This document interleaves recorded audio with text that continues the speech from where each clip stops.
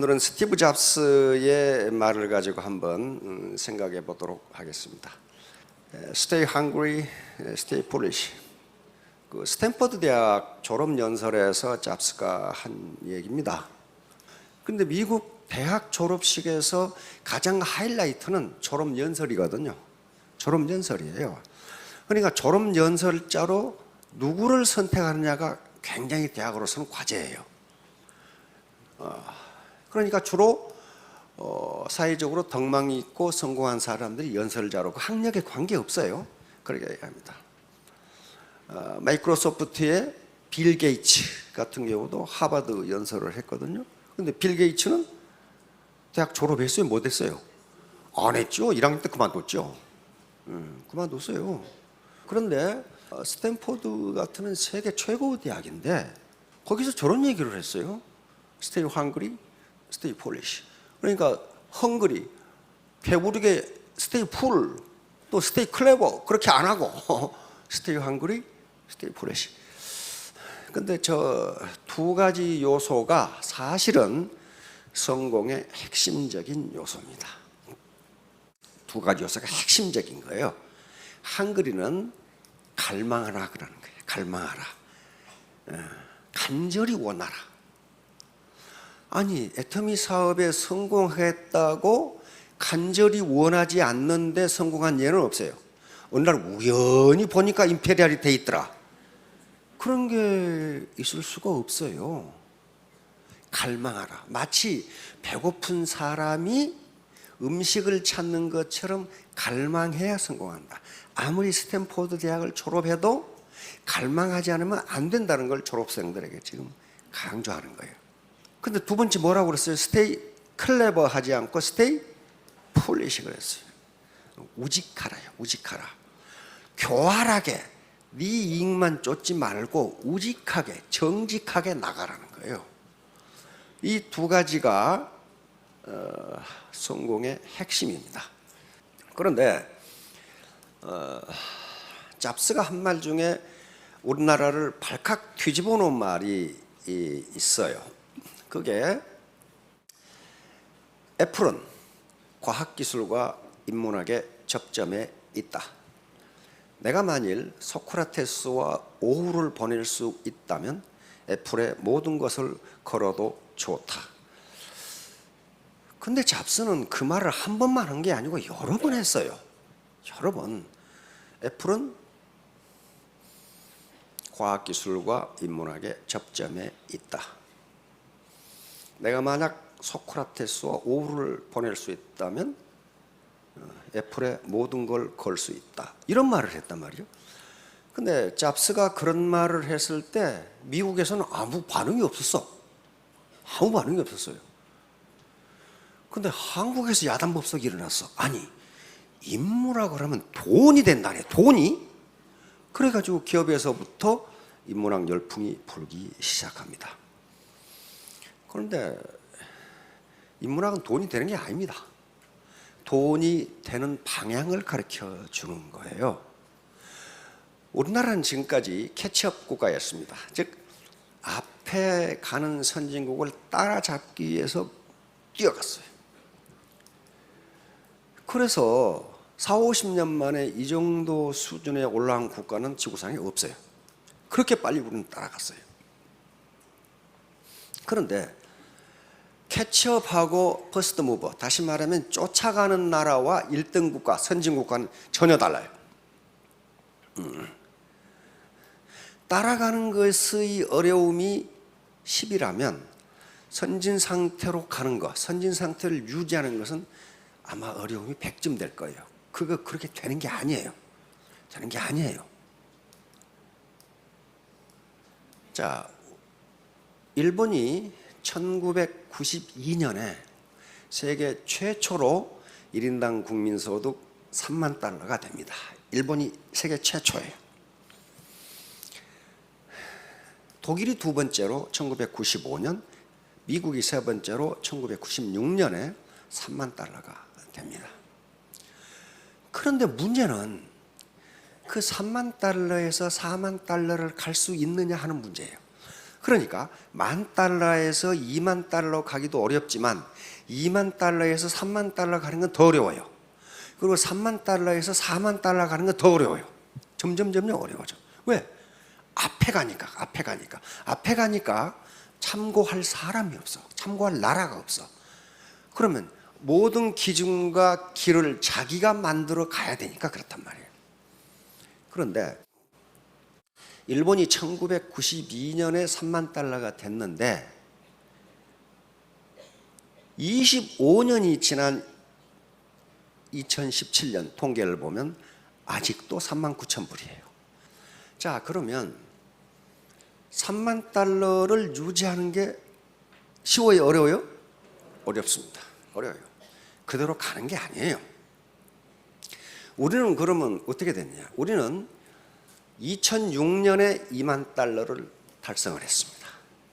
$20,000 가는 게 힘들었어요. 그냥 그 전에 우리가 IMF 사태를 거쳤잖아요. 그걸 극복하고 $20,000까지 갔으니까 어때요? 굉장하죠. 이건 굉장한 겁니다. 그런데 $20,000에서 $30,000로 가야 되는데 온갖 토목사업이란가 또는 부동산 경기 부양이라든가 하는 경제 정책을 폈지만은 $30,000를 못 올라가는 거예요. 그래서 드디어 IMF 통계를 보니까 2018년 작년에 우리나라가 $30,000를 돌파했어요. $30,000를 돌파했어요. 자, 그게 비록 12년 만에 달성했지만 넘었잖아요. 일반적으로 세계적으로 세계은행에서 중진국을 어떻게 보느냐 하면은 경상소득이 4,000불에서 10,000불 사이를 중진국으로 봅니다. 10,000불 사이. 그런데 10,000불을 못 넘어서요. 넘어설 것 같죠. 뼈 빠지게 일하면 10,000불을 넘어설 것 같은데 뼈만 빠지지 못 넘어서요. 그렇게 되는 게 아닙니다. 그렇게 되는 게 아니에요. 그래서 세계은행에서는 그것을 중진국 함정이라고 이름을 붙였어요. 중진국들이 그 함정에 빠져가지고 나오지를 못해. 그래서 2차 대전 이후에 독립한 신흥국들이 중진국 함정을 벗어나지 못하고 죄다 거꾸로 져버렸어요. 그래서 세계은행에서 그 용어를 만들어냈고 지금은 세계적으로 쓰고 있어요. 근데 그 중진국 함정을 벗어난 나라가 몇 개 안 돼요. 자, 그렇게 되니까 이제 학자들의 관심은 뭡니까? 어떻게 해야 중진국 함정을 벗어나는가? 어떻게 해야 중진국에서 선진국으로 갈 수 있는가? 이게 문제죠. 이게 문제예요. 뭐 때문에 그러는가? 그건 간단합니다. 그 국민의 의식 수준이, 다시 말하면 국민의 민도가 올라가야 소득이 올라가게 돼 있어요. 유엔에서는 매년 국민의 인간 개발 지수를 발표합니다. 그리고 소득을 발표하는데 그 국민의 인간 개발 지수와 소득은 정비례해요. 인간 개발 지수가 높은 나라일수록 소득이 높아요. 그거 당연한 거죠. 그러니까 아무리 자원이 많고 환경이 좋아도 그 국민들의 수준이 낮으면 소득이 올라가지 않는다는 거거든요. 자, 그래서 잡스가 한 말이 그런 말이에요. 과학기술과 인문학의 접점에 있다. 내가 소크라테스와 오후를 보낼 수 있다면 애플의 모든 것을 걸어도 좋다. 그것은 인문학을 한다는 게 그것이 내 파트너를 늘려준다든가 안 그러면 내 매출을 늘려준다든가 그런 거 아닙니다. 그런 거 아니에요. 어디로 가야 하는가를 가르쳐 주는 거예요. 인문학은 어디로 가야 하는가, 어디로 가야 낭떠러지에 떨어지지 않고 내가 의도하는 목적지에 도달할 것이냐를 가르쳐 주는 게 인문학이에요. 그러니까 인문학은 지도이자 나침반이자 내비게이션이에요. 내비게이션이 운전해 주지 않습니다. 운전은 자기가 해야 돼요. 지도와 나침반이 나를 데려다 주지 않아요. 지도와 나침반은 내가 어디로 가야 한다는 걸 가르쳐 줄 뿐이에요. 그렇죠? 그래야만 낭떠러지에 떨어지지 않고 또 늪에 빠지지 않고 갈 수 있다는 걸 가르쳐 줄 뿐이에요. 군대에서 가장 많이 하는 것 중에 하나가 독도법이라는 겁니다. 군대 갔다 오시면 아실 거예요. 5만 분의 1 지도 있죠? 그거 보고 주로 야간에 합니다. 야간에 지도하고 나침판하고 주고 목표 지점을 좌표로 주고 그 좌표를 찾아가는 거죠. 대낮에 가는 거 아닙니다. 밤중에 가니까 지도하고 나침반을 정확히 가야 돼요. 그런데 우리 지금 신사분들은 전부 아실 거예요. 군대 갔다 오신 분들은 나침판을 놓고 지도를 가지고 목표 지점에 가는데 맨 먼저 알아야 할 게 뭡니까? 뭘 알아야 거기 갈 수 있어요? 내가 현재 어디 있냐를 알아야 돼. 그래야 그 지점에 핀을 꽂고 목표 지점에 핀을 꼽아서 몇 도 방향으로 어디로 가면 된다. 그런데 거기 보니까 낭떠러지가 있어. 지도에 낭떠러지 나오죠? 등고선이 빽빽하게. 아, 이쪽으로 가면 안 되겠구나. 그래, 이쪽으로 가야 되겠다. 그 역할을 해주는 거지. 지도나 내비게이션이 자기를 데려다 주는 것은 결코 아니에요. 그러니까 인문학이라는 것은 너는 지금 어디에 있느냐, 네가 가려고 하는 데가 어디냐, 그 방향을 가르쳐주고 영감을 얻도록 하는 것이지 거기 데려다 주는 것은 아니란 말이에요. 자, 그래서 요건 지금 주역에 나오는 건데요. 적선지가 필요역형이라는 말인데, 적선지가 필요역형, 이것은 개인이 아닙니다. 집입니다. 집. 지금 선을 쌓는 집안에는 여경이 뭘까요? 남는 경사가 있다, 이 말이거든요. 이 말이 지금 수천 년 동안 살아남았다는 것은 이게 역사적 사례가 하도 많기 때문에 그래요. 그 말은 무슨 말이냐면은 우리 집안에서, 그러니까 우리 부모가 덕을 쌓으면 자기가 베푼 덕보다 더 많은 이득이 온다, 이 말도 되고, 그 덕이 나만 아니라 자손대까지 미친다, 그 말입니다. 근데 이런 사례는 하도 많기 때문에 이게 맞는 거예요. 그럼 반대가 여기 있어요. 적불선지가 필요야. 그 집안이 불선, 악을 쌓으면 돌아오는 재앙이 자기가 쌓은 악보다 크다. 그 다음에 요 앙이니까 남는 앙이 자손대까지 미친다. 교활하게 해가지고 자신은 이익을 볼지 모르지만은 그 재앙이 자식대에 미친다. 자식대에. 그래서 선하게 살라는 거예요. 자, 그러니까 자, 다음 줘보세요. 절영치해라는 게, 절은 끊을 전자고 영자는요, 각근 영자입니다. 각근 영자. 이 초나라 장왕은 춘추 시대의 춘추 5패 중에 하나일 만큼 아주 포용력 있는 그런 군주였어요. 근데 이 장왕이 어느 날 전 선비들과 장군들을 모아놓고 잔치를 베풀었어. 잔치를. 그런데 옛날에 뭐 전깃불이 있는 것이 아니니까 잔치를 베푸는데 갑자기 바람이 불어와가지고 등불이 다 꺼져버렸어. 그런데 옛날 군주들은 후궁들이 많아요. 근데 그 중에 후궁 중 한 사람이 장왕에게 소리를 질렀어요. 임금님, 누군가가 제 몸을 만졌어요. 내가 그놈의 갓끈을 끊어놨으니 불을 켜고 어떤 놈인지 잡으세요. 이제 딱 걸렸잖아요. 그러니까 장왕이 거기서 소리를 지릅니다. 내가 선비들과 장군들을 위해서 잔치를 베푸는데 부인의 정절을 증명하기 위해서 선비들과 장군들을 욕보일 수는 없어. 여기에 참석한 선비들과 장군들은 지금 당장 각근을 전부 끊어라. 만약에 각근을 안 끊은 놈이 있으면 오늘 잔치가 즐겁지 않다고 생각하는 놈으로 간주하겠다. 그리고 어떻게 다 끊어버리지. 그리고 불을 밝혔어요. 그리고 넘어갔어요. 그런데 몇 년 뒤에 이웃나라가 쳐들어왔어. 이게 엄청난 강한 군대를 거친 나라가 쳐들어왔어요. 이게 초나라 장황원 이게 큰일 났거든요. 이거. 그런데 어떤 이름 모를 장수가 목숨을 걸고 앞에 나가서 용전분투하는 바람에 그 전쟁 이겼어. 그 전쟁 이겨버렸어. 5번을 싸웠는데 4번 다 이겼어.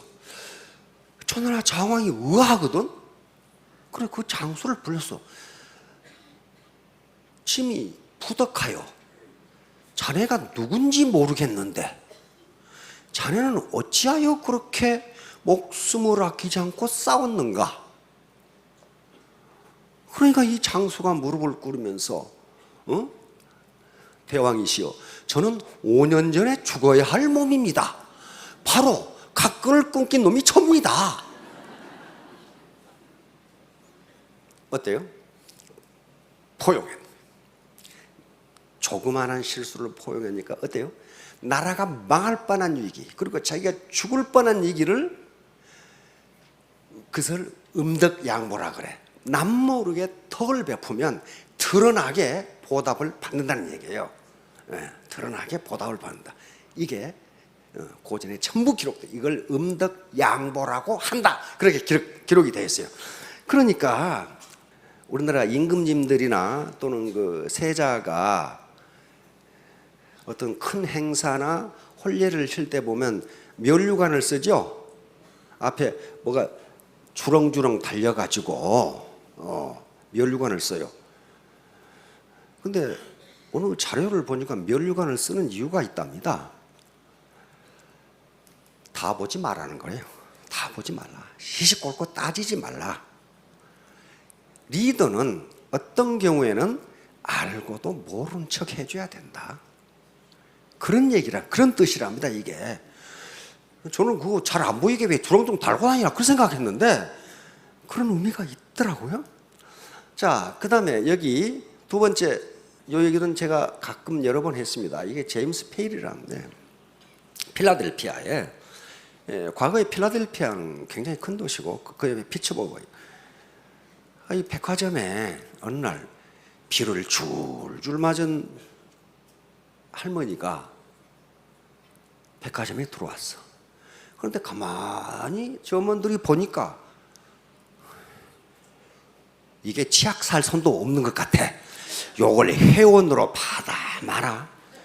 이 치약은 그냥 치솔도 못 살 것 같은 그런 인상이야.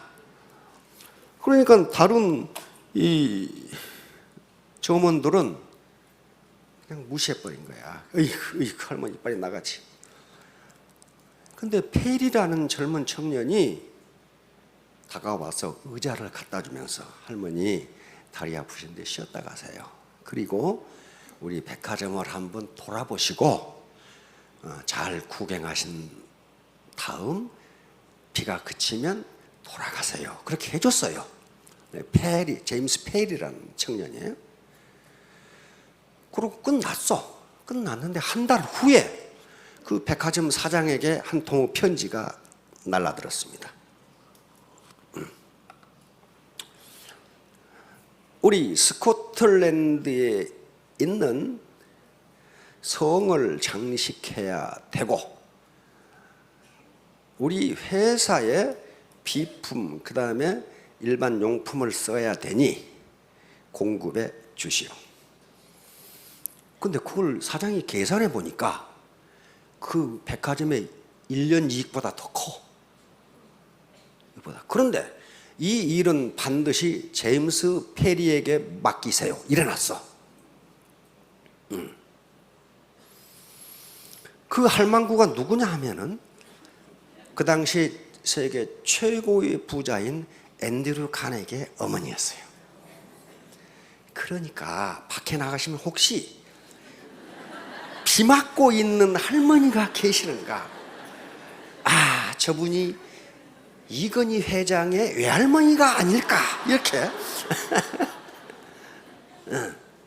그러면 이 제임스 페리는 어떻게 되겠어요?